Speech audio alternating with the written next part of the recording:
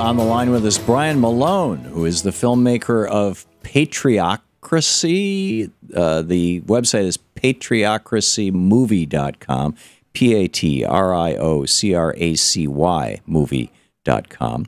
Brian, welcome to the program. Thanks for having me. What is patriocracy? That's kind of an interpretive word, you might say, but it kind of crosses a lot of lines in, the dysfunction and kind of the phony patriotism that's going on in the country right now. Mm-hmm. And so tell me about the movie. Well, the film really asks a big question about why there's so much deep political divisions in our country politically, so that we cannot get anything accomplished. So why are there such deep political divisions? This, Chris Matthews was bemoaning this on TV earlier on MSNBC before the Pope's speech, and Brian Williams said, "Well, how did it get this way?" And Chris was like, "Well, it kind of started with the Vietnam War, and then it got worse." But it seems to me like the perpetual campaign of the '80s, when the Republican Party and the Reagan administration decided that every day was a campaign day, and every event was an opportunity to make something partisan. That's in my recollection. That's really when it started. What did you come up with? Well, Tom, you're not too far off there.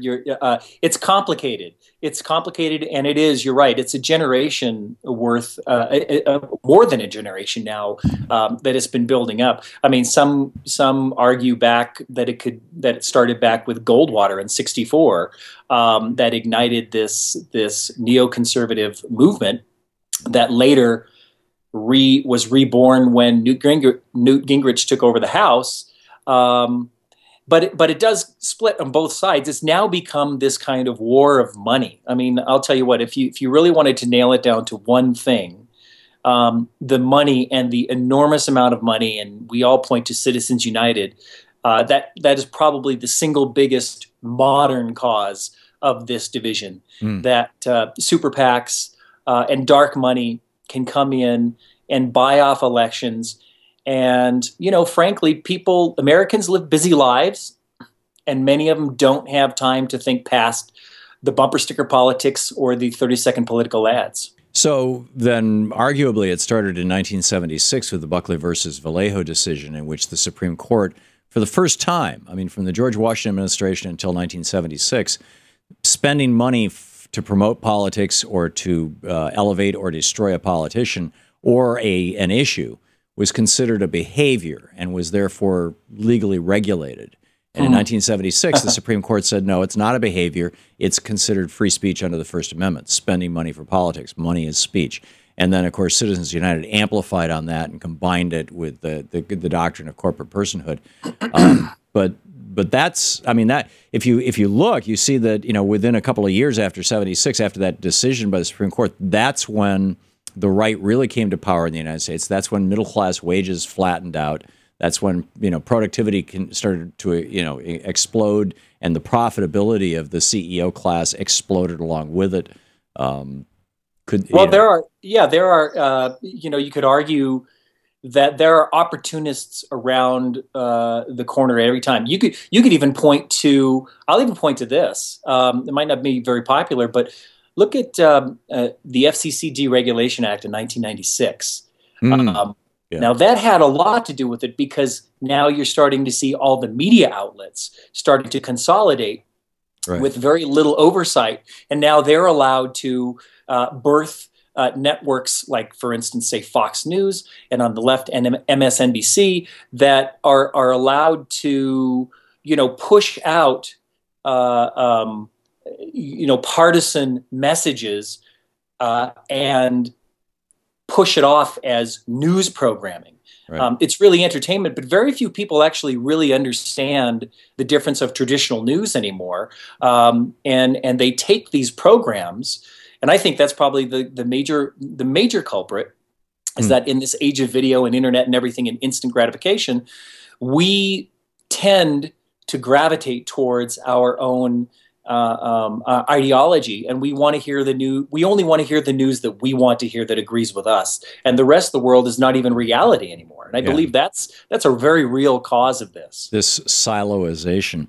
And then you've got, it's what, almost 2,000 of the largest radio stations in the country controlled by two corporations. Right. And those two corporations basically, which I think is funny, Tom, because they always talk about the liberal media as being controlled by some of the biggest, most conservative business interests in the world, frankly. Right.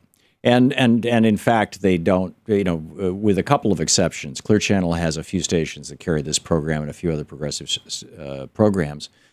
Cumulus, to the best of my knowledge, has none. And they used to own, for example, the CBS station we used to be on in Seattle, and we regularly beat Rush Limbaugh on the ratings. But, now we've got... What it really comes down to, I think, as far as the media goes, is that there aren't diverse voices anymore. There aren't independent, diverse voices. There was the news. I think, was it Roger Ailes that said the news doesn't have to be factual, or the news is what we make it because we bought it or something. I don't know. I'm paraphrasing, and it's probably a bad paraphrase. Yeah. But it's that type of idea that they will deliver news to a specific market rather than reporting the news that was done by trained journalists who made professional judgments of what you should know, not what you want to know. So we're looking at the confluence of the 1987 decision by Ronald Reagan to stop enforcing the Fairness Doctrine, and then the 1996 decision by Bill Clinton to sign the Telecommunications Act. The former ended the requirement that broadcast stations broadcast in the public interest and have fair and balanced programming. And the latter allowed for this massive consolidation. So local voices, the farm team voices, they've all been pretty much vanished. Fascinating stuff. Exactly. So the movie is out when, Brian? It's on all week. It's been playing all week on Free Speech TV. I think it's airing tonight. So that's please great. Tune in. Thank you very much. It's airing to catch Patriocracy in its entirety on Free Speech TV tonight, Saturday. Also at 6 p.m. Sunday at both 7:30 and 8 p.m. Check your local listings or freespeech.org. Brian, thank you for being with us.